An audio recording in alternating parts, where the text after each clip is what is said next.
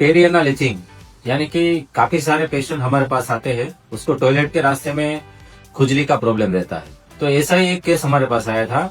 तो उसको perianal etching था, यानी कि टॉयलेट के रास्ते में बहुत सारा इचिंग या खुजली का प्रॉब्लम था और पूरे दिन उसको सताता था और उसकी वजह से उसको जॉब भी डिस्टर्ब हो रहा था। वो पेशेंट का हिस्ट्री ऐसा था कि उसको एक बार टॉयलेट के रास्ते में दर्द हुआ, उसके बाद उसने कुछ ऑइंटमेंट लिया मेडिकल स्टोर या तो कोई लोकल जगह से। तो वो ऑइंटमेंट फिर लगाने के बाद उसको अच्छा लगा, तो फिर उसने क्या किया कि वो ऑइंटमेंट चालू रखा और लास्ट 1-2 साल से वो ऑइंटमेंट लगा रहा था। उसका जो प्रॉब्लम था वो एक्चुअली ये ऑइंटमेंट लगाने की वजह से हुआ था।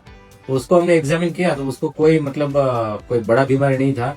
उसको पाइल्स या तो बगंदर या तो फिस्टुला फिशर वगैरह कुछ नहीं था, लेकिन सिर्फ जो इचिंग का रीजन था वो लंबे टाइम लगाने से हुआ था। तो ऐसे पेशेंट को जब भी ये पेरियनल इचिंग यानी कि टॉयलेट के रास्ते में खुजली का जो प्रॉब्लम होता है, तो उसमें हम उसको एडवाइस करते हैं कि वो ऑइंटमेंट स्टॉप करना है, क्योंकि कोई भी मलहम जो है वो लंबे टाइम लगाने से टॉयलेट के रास्ते में खुजली चालू होती है, क्योंकि वहाँ पे पेरियनल जो स्किन है, टॉयलेट के आसपास की स्किन है, वो सेंसिटाइज हो जाती है, थिन आउट हो जाती है और उसकी वजह से उसको ऑइंटमेंट इंड्यूस्ड डर्मेटाइटिस बोलते हैं और उसकी वजह से वो इचिंग चालू रहता है। तो उसके ट्रीटमेंट में मेन तो यही है कि वो ऑइंटमेंट स्टॉप करना है, उसको एंटीहिस्टामिनिक कुछ टेबलेट देना है, दूसरा कि हाइजीन मेंटेन करना है, पानी से सफाई रखना है।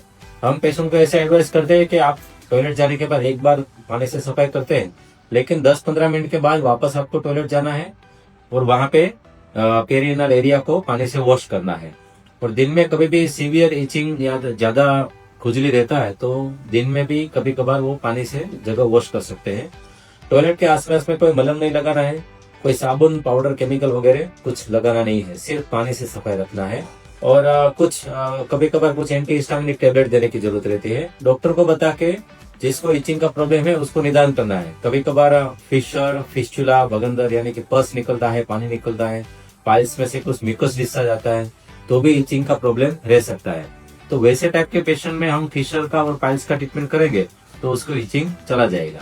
लेकिन कॉमन रीजन ये है कि कोई ऑइंटमेंट, कोई ट्यूब, कोई मलहम किसी को कहने से, कोई मेडिकल स्टोर से लगाते हैं, फिर उसको पेन रिलीफ रहता है तो वो बार बार लगाते हैं, फिर डॉक्टर को नहीं बताते हैं और कंटिन्यूअस लंबे टाइम कोई भी ऑइंटमेंट लगाने से वहां पे टॉयलेट के रास्ते में इचिंग चालू होता है और वो फिर डर्मेटाइटिस हो जाता है उसको।